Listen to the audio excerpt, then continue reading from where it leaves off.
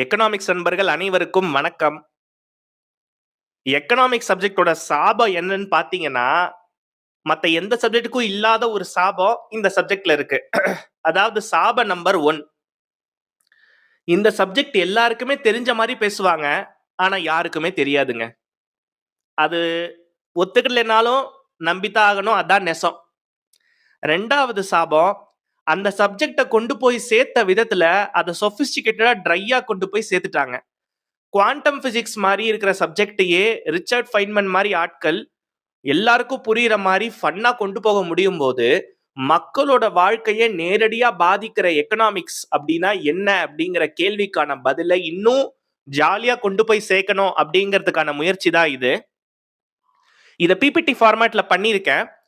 ஆனா ஏன் பிபிடி ஃபார்மேட்ல பண்ணியிருக்கேன்னா, சில வீடியோஸ் நான் நேர்ல இருந்து எக்ஸ்பிளைன் பண்ணாதான் புரியும்.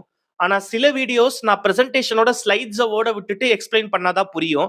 கவலைப்படாதீங்க. இது நீங்க ஸ்கூல்ஸ்லயோ, காலேஜஸ்லயோ இல்ல ஆபீசஸ்லயோ பார்த்த போரிங்கான பிரசன்டேஷன் ஸ்லைட்ஸ் கிடையாது. உங்களால அதோட எமோஷன்ஸ், மூட்ஸ், அதோட அதோட கான்செப்சுவல் கிளாரிட்டில இருந்து எல்லாமே உங்களுக்கு அழகா பிரேக் டவுன் பண்ணி சொல்ற பிபிடிஸா தான் இதெல்லாம் இருக்கும். சோ இந்த ஜர்னிய ஜாலியா என்ஜாய் பண்ணிட்டு இந்த வீடியோவை நம்பி பாருங்க. மேற்கொண்டு உங்களுக்கு ஏதாவது கருத்துக்கள் இருந்தது அப்படின்னா கமெண்ட் செக்ஷன்ல போய் உங்க கருத்துக்களை பதிவு பண்ணுங்க. நன்றி. வணக்கம் எக்கனாமிக்ஸ் நண்பர்களே. இந்த சேனல் எக்கனாமிக்ஸ் பேசலாம் அப்படிங்கிற சேனல் தொடங்கி கிட்டத்தட்ட ஒரு வருஷம் ஆப்போகுது. ஏன்னா போன வருஷம் ஜூன் 2024 அப்ப இந்த சேனலை நான் தொடங்கினேன். இப்போ கிட்டத்தட்ட 2025 ஜூன் வரப்போகுது கூடிய விரைவில். இதுல நிறைய ஷார்ட்ஸ் நான் போட்டிருக்கேன். ஆனா ஒரு முக்கியமான கேள்விய சுத்தி நான் ஒரு லாங் ஃபார்ம் வீடியோ போடல அப்படின்னு சொல்லிட்டு ரொம்ப நாளா யோசிச்சுட்டே இருந்தேன். கேள்வி என்னவோ சிம்பிளான கேள்விதான், வாட் இஸ் எக்கனாமிக்ஸ் அப்படிங்கிற வீடியோ. ஆனா எல்லாருமே போட்ட வீடியோஸ்ல எப்பவுமே அதுல வந்து ஒரு ஆப்ஜெக்டிவிட்டி இருந்துகிட்டே இருந்தது. அதாவது ஏதோ ஒண்ணு ஞாபகம் வச்சுக்கணும், ஏதாவது ஒண்ணு பண்ணணும் அப்படிங்கிற மாதிரி இருந்ததே தவிர அதுல வந்து ஒரு ஃபன் எலிமெண்ட் இல்ல. நான் என்ன நினைச்சேன், எக்கனாமிக்ஸ் அப்படிங்கறதே ரொம்ப ஜாலியான ஒரு சப்ஜெக்ட். அதை புரிஞ்சுட்டு படிச்சோம்னா அதை விட ஃபன் சப்ஜெக்ட் எதுவுமே கிடையாது. அதே மாதிரி எக்கனாமிக்ஸ பத்தி நிறைய பொய்கள் இருக்கு. அது எல்லாமே இதுல நம்ம உடைக்க போறோம். அதாவது it's economics for everyday people. அதாவது எக்கனாமிக்ஸோட ஒரு பெரிய ஒரு சாபம் அப்படிங்கிறது என்னன்னா, அது ரொம்பவே ஒரு ட்ரையான சொபிஸ்டிகேட்டடான சப்ஜெக்டாவே மாத்திட்டாங்க நிறைய பேரு. இப்ப அதை நம்ம உடைக்கணும் அப்படின்னு நம்ம முயற்சி பண்றோம். அதனாலதான் அதுவும் தமிழ் சமூகத்துல அதை நம்ம உடைக்கணும் அப்படின்னு முயற்சி பண்ணும்போது அது இன்னும் எளிமைப்படுத்த வேண்டிய தேவை இருக்கு. அதனாலதான் நான் அதிகமான ப்ரிஃபரன்ஸை ஷார்ட்ஸ்க்கு கொடுத்தேன். அப்பப்போ லாங் ஃபார்ம் கண்டென்ட் போடுறேன். குறிப்பா முக்கியமா நான் என்ன கருதுறேன் அப்படிங்கறத பேஸ் பண்ணி நான் அதை போடுறேன். இந்த லாங் ஃபார்ம் கண்டென்ட்டும் அந்த ஒரு பேசிஸ்ல தான் நான் பண்ணிட்டு இருக்கிறேன். இதுதான் நம்ம சேனலோட லோகோ.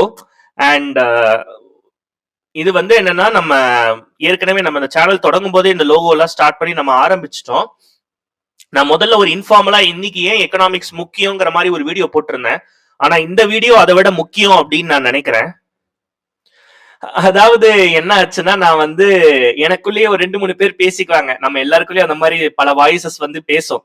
அப்ப நான் என்ன இது பண்ண, இந்த சேனல் தொடங்கும் போது நான் வந்து என்ன பண்ண போறேன்னா, சினிமா, கிரிக்கெட்டு, பிசினஸ் அப்படிங்கறதெல்லாம் எடுத்து மக்களுக்கு புரியுற மாதிரி எக்கனாமிக்ஸ் அழகா கொடுக்க போறேன் அப்படிங்கிற மாதிரி இருந்தது. அப்ப எனக்கு எதிரில வந்து இன்னொரு மனசாட்சி வந்து என்ன சொல்லுச்சுன்னா, அதெல்லாம் சரி, எக்கனாமிக்ஸ்னா என்ன அப்படிங்கறத விளக்குற ஒரு லாங் ஃபார்ம் வீடியோவாவது நீ போட்டியா அப்படின்னு உடனே ஐயோ அதை மறந்துட்டேனே அப்படிங்கிற மாதிரி எனக்கு இருந்தது. அப்பதான் எனக்கு தோணுச்சு, சரி நம்ம போட்டுதான் ஆகணும் அப்படின்னு. அதுக்கு இன்னொரு காரணமும் இருக்கு பாத்தீங்கன்னா, ஏன்னா நீ நிறைய பேர் யூபிஎஸ்சியா இருக்கட்டும், டிஎன்பிஎஸ்சியா இருக்கட்டும், ஆர்பிஐ எக்ஸாம்ஸா இருக்கட்டும், பேங்க் எக்ஸாம்ஸா இருக்கட்டும், எக்கனாமிக்ஸ பார்த்த உடனே ரொம்ப ட்ரையா டெக்னிக்கலா உங்களுக்கு ஒரு மாதிரி போரிங்கா இருக்கு. என்னடா அது, இந்த சப்ஜெக்ட் வந்து ஏதோ விண்வெளியில இருந்து குதிச்ச மாதிரியே இருக்கே அப்படிங்கிற மாதிரி இந்த ரியாக்ஷன் தான் கொடுத்துட்டு படிப்பாங்க. அது எனக்கு பார்க்கும்போது கொஞ்சம் அவங்க மேல நான் தப்பு சொல்ல முடியாது. ஏன்னா இந்த சப்ஜெக்ட கொண்டு போய் சேர்த்தவங்க அந்த மாதிரி கொண்டு போயிட்டாங்க. சரி அப்படின்னு சொல்லிட்டு தான் நான் அவங்க கிட்ட சொன்னேன், பரவாயில்ல படிக்கதான் முயற்சி பண்ணேன், இட்ஸ் ஈஸியர் அப்படின்னு. அவங்க கிட்ட சொன்னேன், நீ 30 நாளைக்கு இந்த ட்ரையான எக்கனாமிக்ஸ படிச்சேன்னா 31வது நாள் புரிஞ்சிடும் சொல்றதுக்குள்ள செத்திடுவோம் அப்படின்ட்டா இன்னொரு டிஎன்பிசி படிக்கிற ஒரு தெரிஞ்ச ஒரு நண்பனோட ஃப்ரெண்டு வந்துட்டு. அதனால சரி நம்ம இந்த வீடியோ போட்டா அட்லீஸ்ட் ஒரு 100-200 பேருக்காவது அது அது ரொம்ப சீரியஸா ப்ரிப்பேர் பண்ற ஒரு 100, 200, 500, 1000 எத்தனை பேருக்கும் அது வந்து ஒரு பெரிய பெனிஃபிட்டா இருக்கும் அப்படிங்கறதாலதான் இந்த வீடியோவை நான் வந்து ப்ரிப்பேர் பண்ணிக்கிட்டு இருக்கேன். நான் அவங்கள பார்த்து ஒரே ஒரு கேள்விதான் கேட்டேன். ஏன்னா டிஎன்பிசி படிக்கிறவங்களோ இல்ல யூபிஎஸ்சி படிக்கிற நிறைய பேரு எக்கனாமிக்ஸ்ல அவ்வளவு டவுட்ஸ் கேட்டாங்க. அவங்களுக்கு வந்து என்னன்னா, நான் இப்போ நிறைய எக்கனாமிக்ஸ் சொல்றத பார்த்துட்டு அவங்களுக்கு அந்த சப்ஜெக்ட் மேல ஒரு பார்வை வந்து உருவாகுது. ஓ, எக்கனாமிக்ஸ் இவ்வளவு ஃபன்னான ஒரு சப்ஜெக்டா அப்படிங்கிற மாதிரி. நான் அப்பதான் அவங்க கிட்ட கேட்டேன், எக்கனாமிக்ஸை பார்த்து பயப்படுறியா குமாரு அப்படின்னு நான் கேட்டேன். ஏன்னா அவங்களுக்குள்ள ஒரு பயம் இருக்கு. இப்ப நீங்க சிபிடில கொடுத்துக்கிட்டீங்கன்னா 1-2 பேப்பர் தான் இருக்கும் உங்களுக்கு சிபிடில எக்கனாமிக்ஸ் பத்தி. பட் இன்னொன்னு என்னன்னா, எக்கனாமிக்ஸ் ரொம்ப ஒரு எப்படி சொல்றது, ஒரு மேம்போக்கா படிச்சுட்டு போற சூழல் தான் இன்னைக்கு கல்விச்சூழல் வச்சிருக்கு. நம்ம அதை பத்தி இன்னும் நிறைய பேசுவோம். ஆக்சுவலா எக்கனாமிக்ஸ்னா முதல்ல என்ன அப்படிங்கறத நம்ம ஒரு ஸ்டோரியில இருந்து பாத்துடலாங்க. ரெவிக்கு வந்து பாத்தீங்கன்னா அவனோட போன் வாலெட்ல 100 ரூபாய் இருக்குங்க. அவனுக்கு வந்து 75 ரூபாய் அவன் டேட்டா ரீசார்ஜுக்கு போடணும், 30 ரூபாய் ஸ்நாக்ஸ் வாங்கணும், 20 ரூபாய் ஃப்ரெண்டுக்கு அனுப்பணும். ஆனா இது மூணுமே பண்ண முடியாது. ஏன்னா மூணுத்தையும் சேர்த்தே அவனுக்கு வந்து கிட்டத்தட்ட ஒரு 125 ரூபாய் செலவாகுது. ஆனா அவங்கிட்ட இருக்கிறது என்னவோ 100 ரூபாய் தான். இப்ப இவனால இந்த 3 விஷயமுமே பண்ண முடியாது. ரீசார்ஜும் டேட்டாவை ரீசார்ஜும் பண்ண முடியாது, ஸ்நாக்ஸும் வாங்க முடியாது, ஒரே நேரத்துல ஃப்ரெண்டுக்கு 20 ரூபாயும் அனுப்ப முடியாது. அப்போ ரெவி என்ன பண்ணுவான்? ரொம்ப சிம்பிள். அவன் வந்து டேட்டாவை ஸ்கிப் பண்ணிடுவான், டேட்டாவை எடுத்துப்பான், ஸ்நாக்ஸை ஸ்கிப் பண்ணிடுவான். அவன் ஃப்ரெண்டுக்கு நான் பணத்தை நாளைக்கு அனுப்பிக்கிறேன் மச்சான் அப்படின்னு சொல்லுவான். இப்ப இங்க என்ன நடக்குது அப்படின்னு பாத்தீங்கன்னா, பணம் வந்து ரொம்ப லிமிட்டடா இருக்கு, ஸ்கேர்சிட்டி, பற்றாக்குறை. அப்புறம் he wants more than he can afford. அவன் எவ்வளவு அஃபோர்ட் பண்ண முடியுமோ அதை விட அவனோட தேவைகள் அதிகமா இருக்கு. இதுதான் அன்லிமிட்டெட் நீட்ஸ்.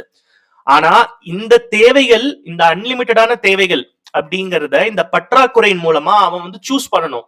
எனக்கு இதுதான் இப்போதைக்கு ப்ரையாரிட்டி, இதுதான் எனக்கு வேணும் அப்படின்னு சூஸ் பண்ணணும். அப்படி ஒரு விஷயத்த சூஸ் பண்ணும் போது இன்னொரு விஷயத்த நீங்க இழக்க வேண்டி இருக்கும். அப்படி இழக்கிற விஷயத்த தான் நம்ம ஆங்கிலத்துல ட்ரேட் ஆஃப் அப்படின்னு சொல்லுவோம். இதுல நீங்க ஸ்நாக்ஸ் வெர்சஸ் ஹெல்பிங் ஃப்ரெண்ட். இப்ப நீங்க வந்து எனக்கு இப்ப ஸ்நாக்ஸ் வேண்டாம், நான் வந்து இப்ப ஃப்ரெண்டுக்கு ஹெல்ப் பண்ணிக்கிறேன், அப்புறம் கூட ஸ்நாக்ஸ் எடுத்துக்கிறேன் அப்படிங்கிறது ஒரு ட்ரேட் ஆஃப்.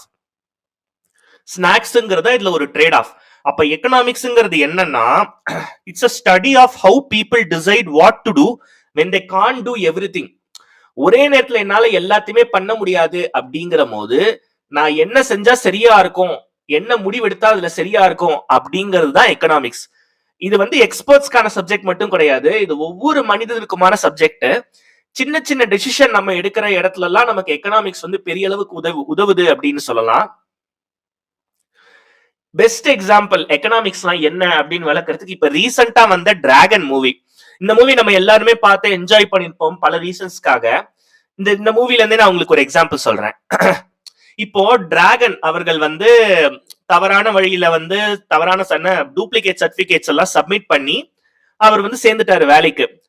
இப்ப என்ன ப்ராப்ளம் ஆகுது அப்படின்னா, அவர் வந்து அவரோட பிரின்சிபல் பாத்துட்டாரு மிஷ்கின் அவர்கள். இப்ப அவருக்கு என்ன பண்றதுன்னு தெரியல. அவருக்கு 3 மாசம் டைம் கொடுக்குறாரு 48 அரியர்ஸ் கிளியர் பண்றதுக்கு.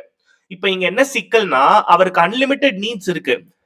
அவருக்கு வந்து மல்டிநேஷனல் கம்பெனில லேக்ஸ் லேர்ன் பண்ணணும், டிகிரி இல்லாம யூஎஸ் போய் செட்டில் ஆகணும், நல்ல ஒரு ரிச்சான ஒரு ஃபேமிலில இருந்து ஒரு பெண்ணை வந்து லைஃப் பார்ட்னரா எடுக்கணுங்கிற மாதிரி அன்லிமிட்டெட் நீட்ஸ் அவருக்கு இருக்கு, காரு, சொந்த வீடு, இந்த மாதிரிலாம்.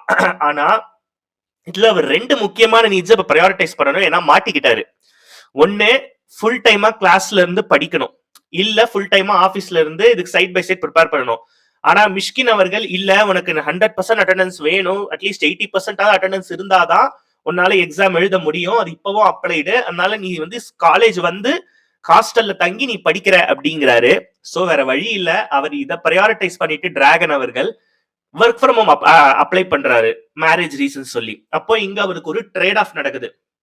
என்ன ட்ரேட் ஆஃப்னா, எய்தர் நான் இதெல்லாம் கண்டுக்காம இருந்து ஏதோ ஒரு நாள்ல எக்ஸ்போஸ் ஆகுறது, இல்ல எல்லா அரியர்ஸையும் எல்லாருக்கும் தெரியறதுக்கு முன்னாடி 3 மாசத்துல அழகா படிச்சு கிளியர் பண்றது. அதுல இன்னொரு ட்ரேட் ஆஃப் அவருக்கு வந்து என்னன்னா, அவருக்கு speaking time with his fiancee Pallavi, அவங்களோட ஸ்பீக்கிங் டைம் ரொம்பவே குறையுது. இதுல அவருக்கு கிடைக்கிற பெனிஃபிட் என்னன்னா, he can maintain a clean image.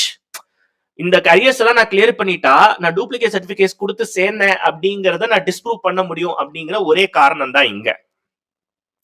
சரி, இப்போ இதை வச்சு எக்கனாமிக்ஸ் நம்ம என்னன்னு பார்ப்போம். It's about how people use limited resources. இதுல ரிசோர்சஸ் அப்படின்னு சொல்லப்படுறது மணியா இருக்கலாம், எஃபர்ட்டா இருக்கலாம், டைமா இருக்கலாம். ஏன்னா 3த்துல எதுவா வேணாலும் இருக்கலாம். ஒண்ணு பணமா இருக்கலாம், மனித உழைப்பா இருக்கலாம் அல்லது நேரமா இருக்கலாம். ஏன்னா இது மூணுமே லிமிட்டட் தான்.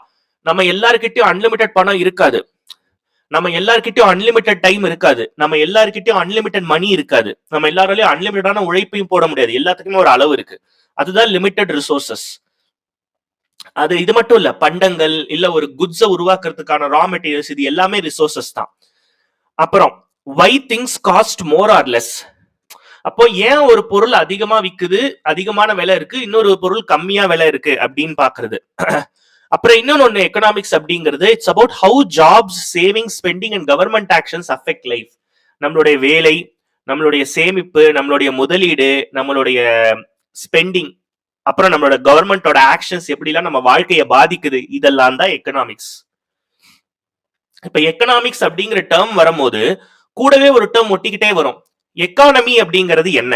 இப்போ எக்கானமி அப்படிங்கிறது, நீங்க ஒரு சின்ன கிராமத்தை இமேஜின் பண்ணுங்க. ரவி வந்து ரைஸ் வளர்க்குறான், ரவி வந்து அரிசியை வந்து விளைய வைக்கிறாரு.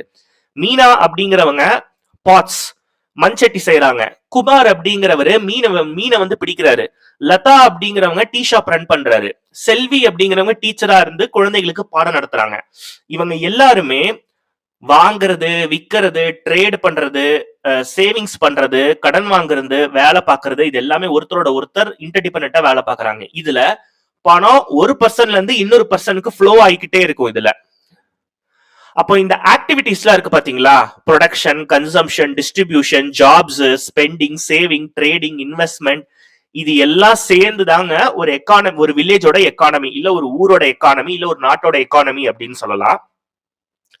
குறிப்பா இந்த யூனிட்ஸ் எல்லாம் இருக்கு பாத்தீங்களா, இதெல்லாம் ஒரு லார்ஜர் லெவல்ல வச்சு பார்த்தா அதுதான் நம்ம எக்கானமி அப்படின்னு சொல்லுவோம். அதாவது how people in a place make and use goods, earn and spend money and help each other live better. அப்போ ஒரு குட்ஸ் எப்படி பயன்படுத்துறாங்க, எப்படி செலவு பண்றாங்க, எப்படி வருமானத்தை ஈட்டுறாங்க, எப்படி ஒருத்தர் இன்டர்டிபெண்டா ஒருத்தருக்கு ஒருத்தர் வளர்ச்சிக்கு உதவி பண்ணி ஒன்னா வளர்றாங்கிறதா எக்கானமி அப்படிங்கிறது. அது கிட்டத்தட்ட ஒரு நாட்டோட ஹார்ட் பீட் மாதிரி. எப்படி ஒரு நாடு ஹெல்த்தியா இருக்கா, பெட்டரா இருக்கான்னு சொல்ற ஒரு இண்டிகேட்டர். இப்ப எடுத்தோடனே எல்லாருக்கும் ஒரு கேள்வி வரும், ஆமா இந்த மைக்ரோ எக்கனாமிக்ஸ் தான் என்ன, இந்த மேக்ரோ எக்கனாமிக்ஸ் தான் என்ன, அப்படி என்னதான்டா ரெண்டுத்துக்கும் டிஃபரன்ஸ் அப்படின்னு ஒரு கேள்வி வந்துகிட்டே இருக்கும். சோ மைக்ரோ எக்கனாமிக்ஸ் அப்படிங்கிறது ஒரு சின்ன பிக்சர் தாங்க. அதாவது அது ஒரு இண்டிவிஜுவல் இல்ல ஒரு ஹவுஸ் ஹோல்டு, அதாவது வீட்டு டொமஸ்டிக், இது ஷாப்ஸ் அண்ட் பிசினஸஸ், இவங்க எடுக்கிற முடிவுகளை பத்தி தான் மைக்ரோ எக்கனாமிக்ஸ் பேசும். இப்போ உதாரணத்துக்கு ஒரு டீ கடை ஓனரு டீயோட விலையை அதிகரிக்கலாமா வேண்டாமா அப்படின்னு முடிவெடுக்கிறது மைக்ரோ எக்கனாமிக்ஸ். இப்போ நம்ம ஸ்டூடெண்டா இருக்கீங்க நீங்க அப்படின்னா, ஒரு ஜாப் நான் பண்ணலாமா இல்ல ஹையர் ஸ்டடிஸ்க்கு போலாமா அப்படின்னு நீங்க எடுக்கிற முடிவு தான் மைக்ரோ எக்கனாமிக்ஸ்.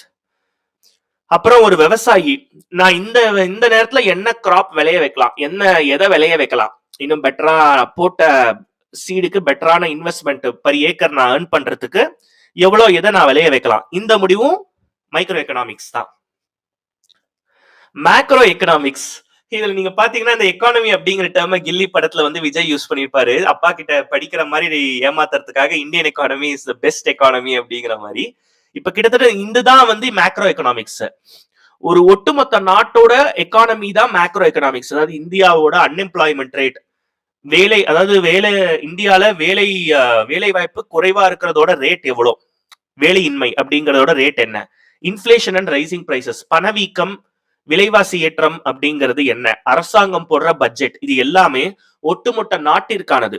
இதுதான் மேக்ரோ எக்கனாமிக்ஸ்.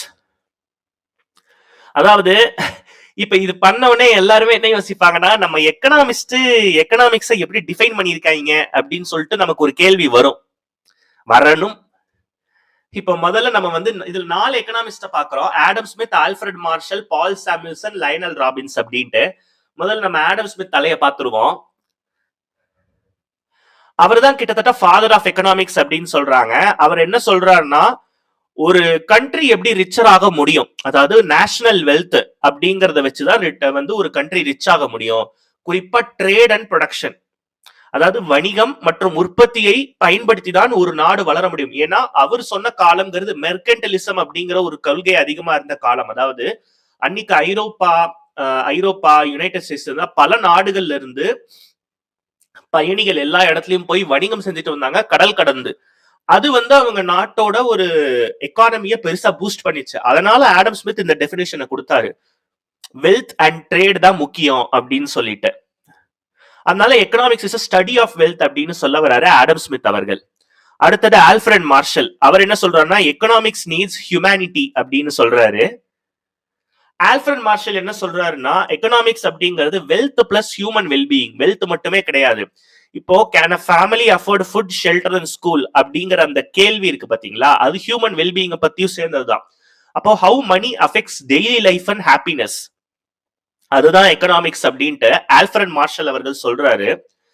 அப்போ இதை நம்ம தெளிவா புரிஞ்சுக்கணும். வெல்த் மட்டுமே எக்கனாமிக்ஸ் கிடையாது, அந்த வெல்த் சார்ந்த டெசிஷன் எடுக்கிற ஹியூமன் பீயிங்ஸும் சேர்ந்துதான் எக்கனாமிக்ஸ் அப்படின்னு மார்ஷல் அவர்கள் சொல்றாரு. அடுத்தது லயனல் ராபின்ஸ், இவரு economics is equal to choices அப்படின்னு சொல்றாரு. அவர் என்ன சொல்றாருன்னா economics is equal to unlimited wants and limited resources. நம்ம ஏற்கனவே சொன்ன மாதிரி நம்மளோட தேவைகள் எண்ண முடியாத அளவுக்கு இன்ஃபினிட்டா இருக்கு, ஆனா நம்மளோட ரிசோர்சஸ் என்னவோ குறைவா தான் இருக்கு. இப்போ ஒரு ஷாப்கீப்பர், ஒரு கடைக்காரருக்கு 500 ரூபாய் இருக்குன்னு வச்சுக்குவோம். அவரு ஷேர் மார்க்கெட்ல ஸ்டாக்ஸ பர்ச்சேஸ் பண்ணுமா இல்ல தன்னோட எலக்ட்ரிசிட்டி பில்ல பே பண்ணுமா? அப்ப இந்த இடத்துல போக்கஸ் அப்படிங்கிறது நம்மளோட ரிசோர்சஸ், அதாவது நம்மளுடைய வளங்கள் பற்றாக்குறையா இருக்கும் போது நாம எடுக்கிற மதிநுட்பமான முடிவுகள், making smart decisions when resources are scarce. Resources குறைவா இருக்கும் போது நாம எடுக்கிற ஸ்மார்ட்டான டெசிஷன் தான் எக்கனாமிக்ஸ் அப்படின்னு லைனல் ராபின்ஸ் அழகா சொல்றாரு. கடைசியா பால் சாமுல்சன், அவர் தான் மாடர்ன் எக்கனாமிக்ஸோட ஃபாதர் அப்படின்னு நிறைய பேர் சொல்றாங்க. அவர் என்ன சொல்றாரு அப்படின்னா எக்கனாமிக்ஸ் ஆல்மோஸ்ட் இதான் சொல்றாரு, science of choices economics is equal to how do prices, taxes and policies affect people over time. இப்போ விலைகளோ அல்லது வரிகளோ அல்லது அரசாங்கம் போடுற கொள்கைகளோ எப்படி மக்களை காலப்போக்கில் பாதிக்குது அப்படின்னு சொல்றதா எக்கனாமிக்ஸ்னு பால் சாமுல்சன் சொல்றாரு. இதை அவர் மேத் மாடல்ஸ் டேட்டா வழியா நம்ம ப்ரூவ் பண்ணலாம் அப்படிங்கிற மாதிரியான ஒரு கருத்தையும் பால் சாமுல்சன் முன்வைக்கிறாரு. இப்போ இது பார்த்த எதுலையுமே நம்ம ஏதோ ஒரு அப்படியே ஸ்ட்ராங்கா இந்த டெஃபினிஷன் அப்படின்னு நம்ம பார்க்கல. நம்ம என்னன்னா அவங்க என்ன சொன்னாங்க அப்படிங்கிற ஜிஸ்ட நம்ம புரிஞ்சுக்க முயற்சி பண்றோம். சம்மரி என்னன்னா ஆடம் ஸ்மித் நம்ம வெல்த் மூலமா, வெல்த் ப்ரொடக்ஷன் மூலமா ரிச்சர் ஆகணுங்கிறது ஸ்மித் அவர்களோட இது. மார்ஷல் என்ன சொல்றாருன்னா Alfred Marshall money and human wellbeing இது சேர்ந்ததுதான் எக்கனாமிக்ஸ் சொல்றாரு. லைனல் ராபின் சொல்றாரு ஸ்மார்ட்டான சாய்ஸஸ் தான் எக்கனாமிக்ஸ் அப்படின்னு சொல்றாரு. ஆனா சாமுல்சன் அது மட்டுமே கிடையாது, கூட டேட்டா பிளஸ் அதோட ஃபியூச்சர் இம்பாக்ட் எல்லாம் சேர்த்து நம்ம முடிவெடுக்கிறது தான் எக்கனாமிக்ஸ் அப்படின்னு சொல்றாரு. புரிஞ்சுக்கிட்டாங்க வாசு அப்படிங்கிற மாதிரி இருக்கு எனக்கு இது சொன்னக்கு அப்புறம். சோ எக்கனாமிக்ஸ் அப்படின்னு எல்லாருக்குமே நமக்கு ஒரு பேசிக் கான்செப்ட்ஸ் நினைவுக்கு வரும். ஒரு 5 பேசிக் கான்செப்ட்ஸ் தான் இதுல எக்கனாமிக்ஸ் அப்படின்னே சொல்லலாம். ஃபர்ஸ்ட் ஸ்கார்சிட்டி, பற்றாக்குறை. நம்ம ஏற்கனவே சொன்ன மாதிரி resources are limited but wants are unlimited. வளங்கள் பற்றாக்குறையா இருக்கு, தேவைகள் அளவுக்கு அதிகமா இருக்கு. Example water shortage in summer. அடுத்து சாய்ஸ், நாம எதை தேர்ந்தெடுக்கிறோம். Choosing one thing means giving up something else. அப்போ நான் ஒரு மூவி டிக்கெட் வாங்குறேனா இல்ல இந்த காசை சேவ் பண்றேனா அப்படிங்கிற முடிவு. அடுத்து ஆப்பர்ச்சுனிட்டி காஸ்ட் அப்படிங்கிறது ரொம்ப முக்கியமான டேர்ம். இது the value of the next best alternative you give up. இப்போ நீங்க வேலையை நான் பார்க்காம நான் ஐபிஎல் மேட்ச் பாக்குறேன் அப்படின்னு சொன்னீங்கன்னா உங்களோட ஆப்பர்ச்சுனிட்டி காஸ்ட் அப்படிங்கிறது உங்க இன்கம் லாஸ்ட். அடுத்தது supply and demand. Price depends on how much is available and how much people wanted. அப்போ தேவை மற்றும் அளிப்பு, அதாவது நம்ம பிரைஸ், ஒரு பொருளோட விலை அப்படிங்கிறது ஒரு பொருளோட டிமாண்ட் அண்ட் சப்ளையை பொறுத்தது அப்படிங்கிறது தான் கன்சூமர் எக்கனாமிக்ஸோட ஒரு முக்கியமான கோர். கடைசியா ரொம்ப முக்கியம், last but not least, incentives. அதாவது rewards or penalties that influence decisions. நம்ம என்னென்ன மாதிரி ரிவார்ட்ஸ் இல்ல பெனால்டிஸ் கொடுத்தா அது டெசிஷன்ஸை இம்பாக்ட் பண்ணுங்கிற ஒரு ஸ்டடி தான் economics. Example discounts make you buy more. இப்ப இந்த ஆடு மாச தள்ளுபடி வரும்போதெல்லாம் அடிச்சுக்கிட்டு போய் நம்ம பெண்கள் இல்ல ஆண்கள் பல பேர் குடும்பஸ்தர்களா போய் வாங்குறாங்க அங்க கடைகள்ல, போத்தீஸோ சரவணா ஸ்டோர்ஸ்லயோ. இந்த டிஸ்கவுண்ட்ஸ் எல்லாம் தான் இன்சென்டிவ்ஸ் அப்படின்னு நம்ம சொல்லுவோம். இப்போ நம்ம ஒரு படம்னு எடுத்துக்கிட்டா கேரக்டர்ஸ் அப்படின்னு சொல்லுவோம். இதுல எக்கனாமிக்ஸ்ல 4 கேரக்டர் தாங்க இருக்காங்க. ஒருத்தன் பேரு கன்சியூமர், அதாவது நுகர்வோரான நாம. இன்னொருத்தர் பேரு ப்ரொடியூசர், அதாவது மேனுஃபேக்சரர், உற்பத்தியாளர், அந்த பொருளையும் சர்வீஸையும் உருவாக்குறவர். அடுத்தது கவர்மெண்ட், நம்ம ஆள்ற அரசாங்கம், நமக்கான கொள்கைகள் வகுக்கிறது, நமக்கு வந்து நம்ம கிட்ட இருந்து வரி எடுக்கிறது, நமக்கு வந்து வெல்ஃபேர் ஸ்கீம்ஸ் கொடுக்கறது, இது எல்லாமே கவர்மெண்ட் பண்றது. கடைசியா மார்க்கெட்ஸ் அல்லது சந்தைகள், இங்கதான் வந்து வாங்குறவங்க விக்கிறவங்க எல்லாம் சேர்ந்து வராங்க. இந்த நாளும் சேர்ந்ததுதான், இந்த 4 எக்கனாமிக் ஏஜென்ட்ஸும் சேர்ந்ததுதான் எக்கானமி.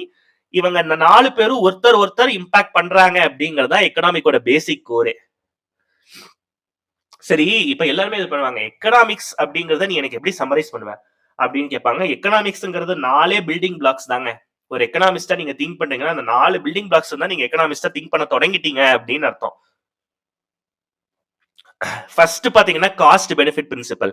இது என்ன சொல்லுதுன்னா, do something only if the benefit is more then the cost.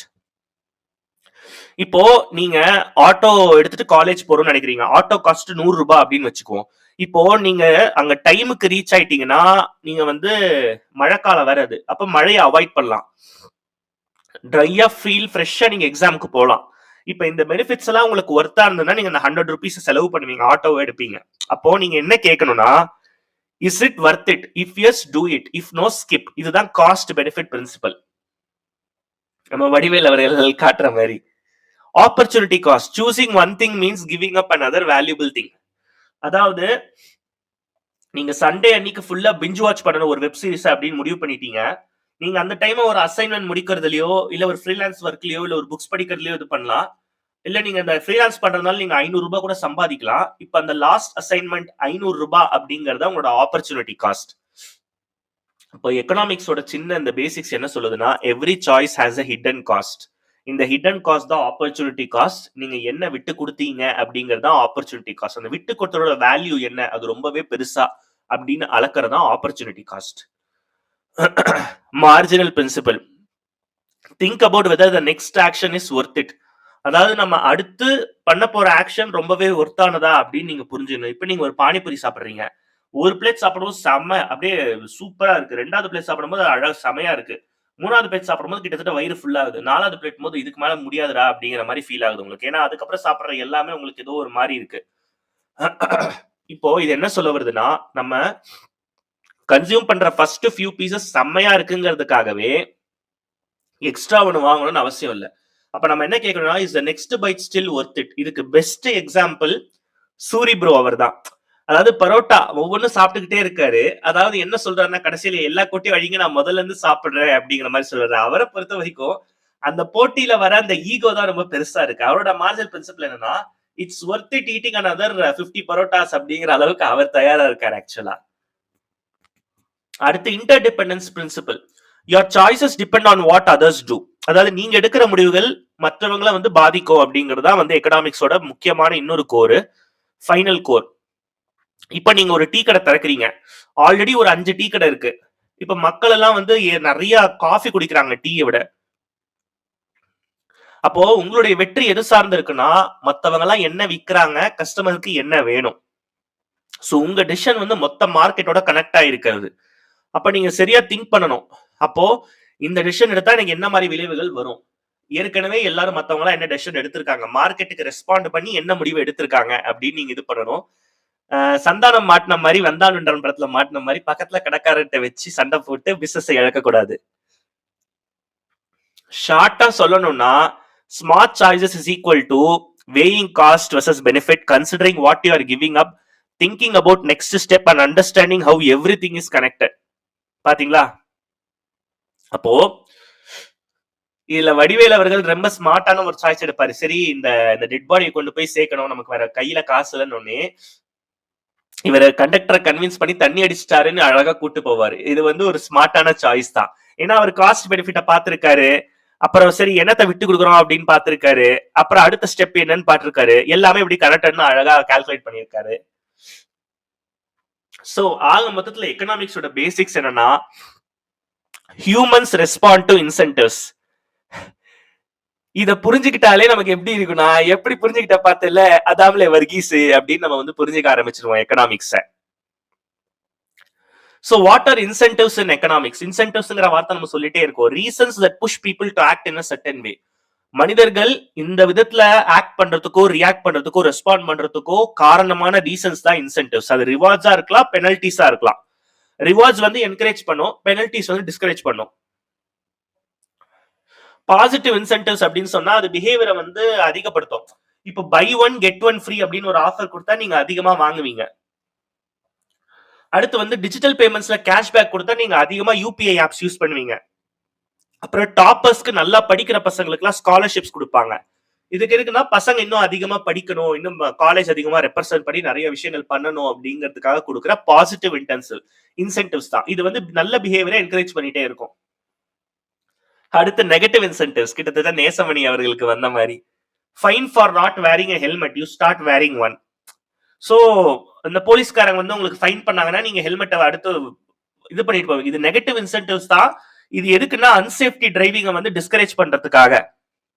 அடுத்து சிகரெட்ஸ்க்கு போடுற அதிக டாக்ஸ், இது எதுக்குன்னா அந்த விலை தாங்க முடியாம பீப்புள் வந்து ஸ்மோக்கிங்கை குவிட் பண்ணி கம்மி பண்ணணும் அப்படிங்கிற நோக்கத்தோட கொண்டு வந்தது. இப்ப இதுல நெகட்டிவ் இன்சென்டிவ் அப்படின்னு நேசமணி அவர்களுக்கு வந்து பாத்தீங்கன்னா அவரோட வவுச்சர்ல கையெழுத்து போட்டு காசை குறைச்சிருவாங்க. இது எதுக்குன்னா அவர் இன்னும் தெளிவா சேஃபா வேலை பார்க்கணும் அப்படிங்கிறதுக்காக. இப்ப எல்லாம் கேட்கலாம், இன்சென்டிவ்ஸ் எதுக்கு எக்கனாமிக்ஸ்ல முக்கியம் அப்படின்ட்டு. இன்சென்டிவ்ஸ்ங்கிறத நீங்க புரிஞ்சுக்கிட்டீங்கன்னா மக்கள் ஒரு விஷயத்தை ஏன் வாங்குறாங்க, ஏன் விற்கிறாங்க, ஏன் சேவ் பண்றாங்க, ஏன் இன்வெஸ்ட் பண்றாங்க, ஏன் வேலை பார்க்கறாங்க இல்ல வேலையை விட்டு போறாங்கன்னு புரிஞ்சிடும். சோ ஆக மொத்தத்துல economics is equal to understanding what drives people to make decision. ஒரு நமது மனிதர்களை எந்தெந்த விஷயங்கள் முடிவெடுக்க தூண்டுகிறது அப்படிங்கிறது தாங்க எக்கனாமிக்ஸ் பத்தின படிப்பு. நம்ம நிறைய பேர் தவறா புரிஞ்சுட்டு இருக்கோம். எக்கனாமிக்ஸ் அப்படிங்கிறது பணத்தை பத்தின படிப்புன்னு. தவறுங்க. பணத்தை வைத்து நாம் எடுக்கும் முடிவுகள் அல்ல, பணத்தை வைத்திருக்கும் போது நமக்கு நடக்கிற ஆக்ஷன்ஸ் நம்மளை என்ன மாதிரி ரெஸ்பாண்ட் பண்ண வைக்குதுங்கிறதோட முடிவுகளை பத்தி படிக்கிறதா எக்கனாமிக்ஸ். சோ இப்ப இந்த டேர்ம் எப்பவே வந்துகிட்டே இருக்கும், டிமாண்ட் அண்ட் சப்ளை அப்படிங்கிறது. அதாவது டிமாண்ட் அண்ட் சப்ளை அப்படிங்கிறது ஒண்ணும் இல்ல, இது வந்து எக்கனாமிக்ஸோட முக்கியமான டூல்ஸ். நம்ம எப்படி இன்சென்டிவ்ஸ்க்கு ரெஸ்பாண்ட் பண்றோம் அப்படின்னு. Let's say it's hot summer, எல்லாருக்குமே கூல் ட்ரிங்க்ஸ் நிறைய வேணும் அப்படின்னு ஆசைப்படுறாங்க. அதனால கூல் ட்ரிங்க்ஸோட டிமாண்ட் அதிகரிக்குது. அப்போ கடைகள் என்ன பண்ணுவாங்கன்னா நிறைய கூல் ட்ரிங்க்ஸ் வாங்குவாங்க. வாங்குறதோட இல்லாம அதோட விலையெல்லாம் நல்லா ஏத்துவாங்க. ஏன்னா சீசனு. நிறைய கடைகள் வந்து நிறைய கூல்ட்ரிங்க்ஸை வந்து வித்துக்கிட்டே இருப்பாங்க நிறைய வாங்கி. ஸோ சப்ளையும் இன்க்ரீஸ் ஆகும். இப்ப இப்படி வச்சுக்குவோம், வின்டர் சீசன் இல்ல, ரெய்னி சீசன் வந்துருச்சு, மழைக்காலம் வந்துருச்சு. பீப்புளுக்கு வந்து கூல்ட்ரிங்க்ஸ் சாப்பிடணும்னு தோணாது. அப்ப கடைகள் என்ன பண்ணும், அப்ப கூல்ட்ரிங்க்ஸ் சரியா வாங்கி வச்சிருந்தாங்கன்னா நிறைய டிஸ்கவுண்ட்ஸ் கொடுத்து அதை விற்க நினைப்பாங்க. ஏன்னா அது கடையில இருக்கிறதுனால அவங்களுக்கு வந்து செலவு தான் அதிகம். அப்போ என்ன நடக்குது அப்படின்னா பையர்ஸ் வந்து டிமாண்ட் வழியா அந்த வெதர் வழியா ரெஸ்பாண்ட் பண்றாங்க, ஒரு விஷயத்த கன்சியூம் பண்ணலாமா வேணாமான்னு.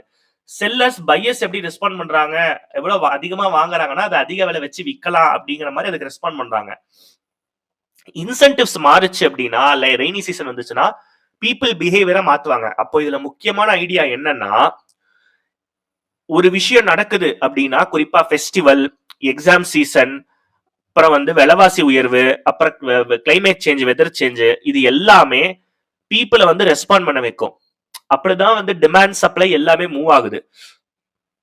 ஆக மொத்தத்துல எக்கனாமிக்ஸ் இஸ் ஜஸ்ட் வாட்சிங் how people react and adapt in real life.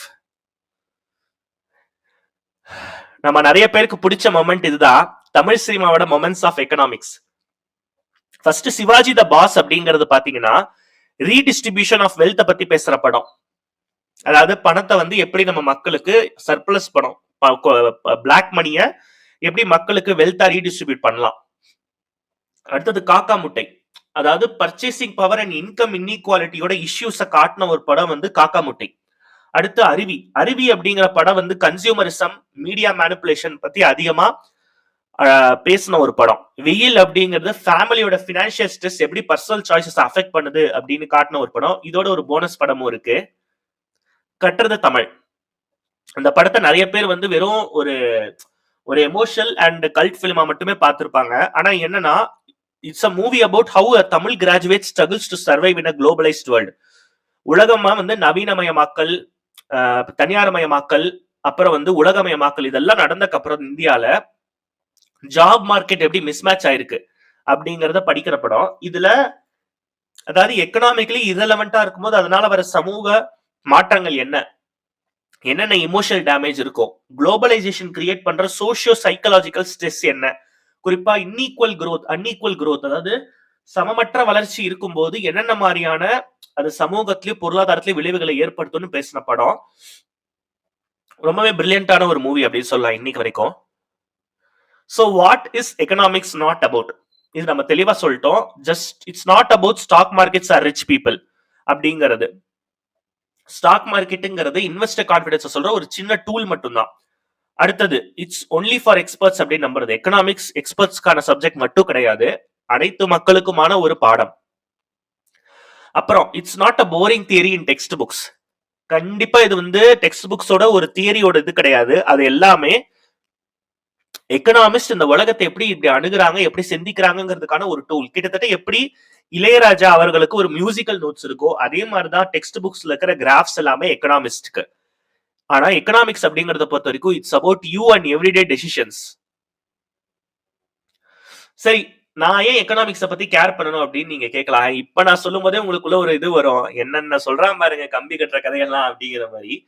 But நீங்க கோவிட்-19 போது பாத்தீங்கன்னா ஃப்ரீ ரேஷன்ஸ் பேமெண்ட்ஸ் எல்லாம் வந்து புவர் பீப்புளுக்கு வந்து நிறைய ஸ்டேட் கவர்மெண்ட்ஸ் கொடுத்தாங்க. பிஸ்கல் ஸ்டிமுலஸ் அப்படின்னு சொல்லுவாங்க இத.